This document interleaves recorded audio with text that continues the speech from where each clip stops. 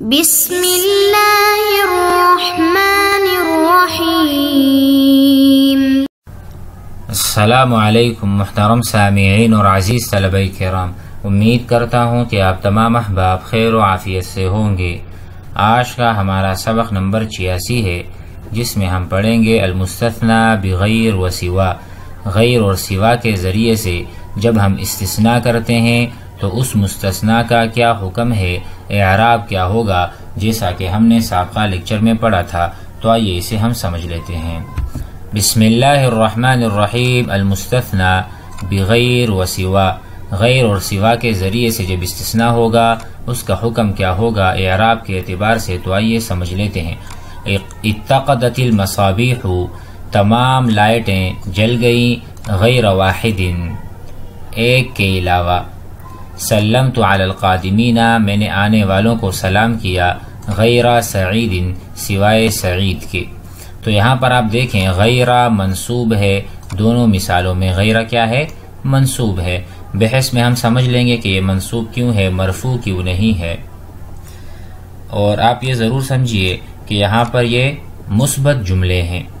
اب یہاں پر منفی جملے ہیں، تو یہاں پر جیسا کہ الا اداۃ الاستثناء ہے تو وہاں پر بھی دو وجوہ جائز تھے، یعنی یجوز الوجہانی، یا دو حالتیں تھیں۔ اسی طرح یہاں پر بھی جب منفی جملہ ہوگا تو دو حالتیں ہوں گی۔ دیکھیں ما عاد المریض عائد، مریض کی عیادت نے کسی نے بھی نہیں کی، غیر الطبیبی، ڈاکٹر کے علاوہ، او غیر الطبیبی۔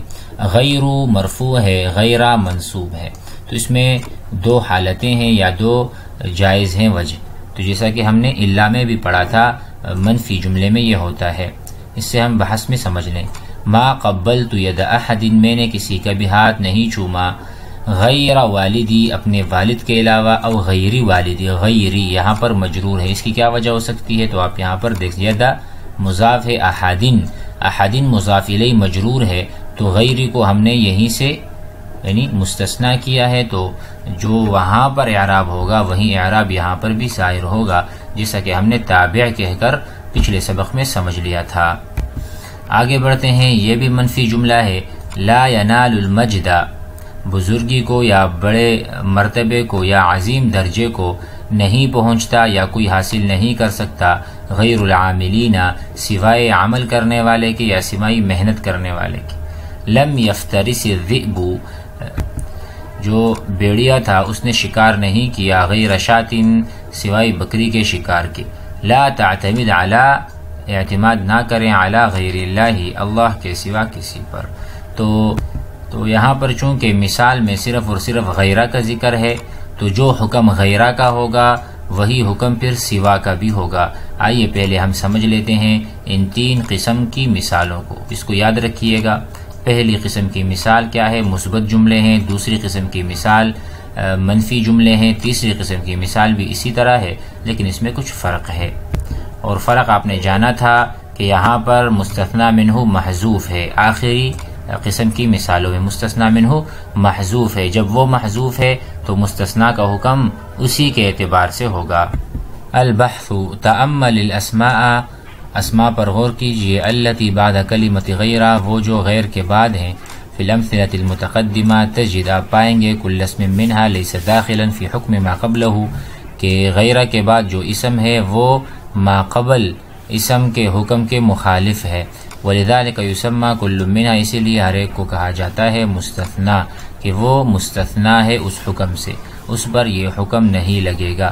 کل اسم الذی بعد الا، جیسا کہ ہم نے پہلے مستثنی کے بحث کا جو ہمارا پہلا تھا وہاں پر ہم نے ذکر کیا تھا کہ الا کے بعد والا اسم وہ مخالف ہوتا ہے ما قبل اسم کے۔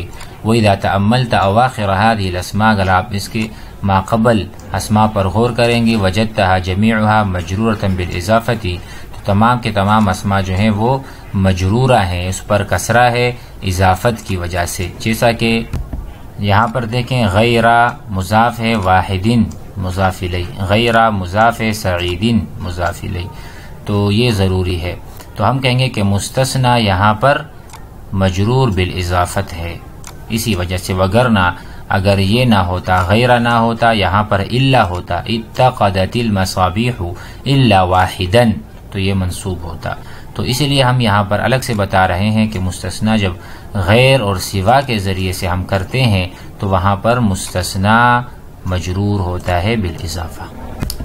آگے دیکھتے ہیں، انظر دیکھیے، بعد ذلك الى کلمۃ غیر نفسها، غیر کلمے کی طرف دیکھیں گے، تجدها منصوبۃ، منصوب آپ پائیں گے، علی الاستثناء، استثناء کی وجہ سے، فی المثالین الاولین، پہلی دو مثالوں میں، حیث المستثنى منہ مذکور والکلام مثبت، یعنی غیرہ ہی نظر آئے گا، غیرو یا غیری نظر نہیں آ رہا۔ وجہ کیا ہے کہ مستثنیٰ جب مذکور ہو اور کلام مثبت ہو، جیسے پہلی تین مثالیں تھیں، تو اس میں یہی ہوگا کہ غیرہ منصوب ہوا کرے گا، مضاف ہوگا مع بعد مستثنیٰ کے، اور مستثنیٰ مجرور ہوگا۔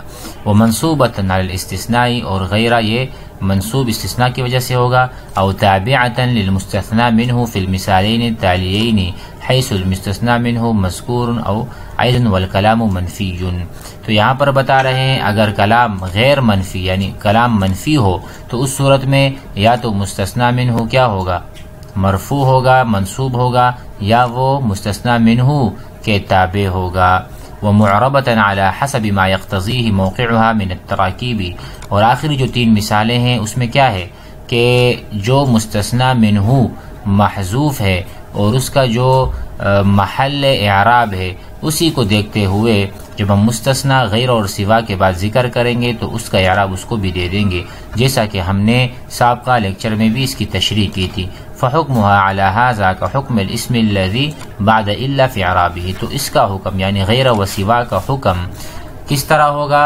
جب مستثنیٰ منہ محذوف ہوگا تو اس وقت اور کلام منفی میں ہوگا تو یہاں پر اعراب تابع ہوگا، یعنی غیرہ کے بعد والا اسم تابع ہوگا ما قبل اسم مستثنیٰ منہ محذوف کے ساتھ۔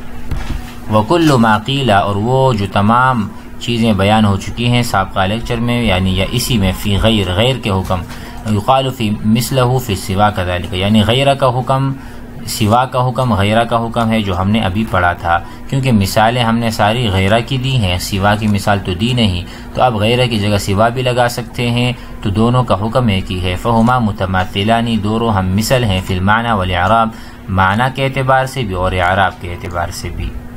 اس پر ایک نظر اور ڈال دیں، ہم نے یہاں پر کہا تھا کہ غیرہ یہاں پر منصوب ہے کیونکہ یہ مستثنیٰ، کیونکہ کلام کیا ہے، مثبت ہے، تو یہاں پر یہ منصوب ہوگا۔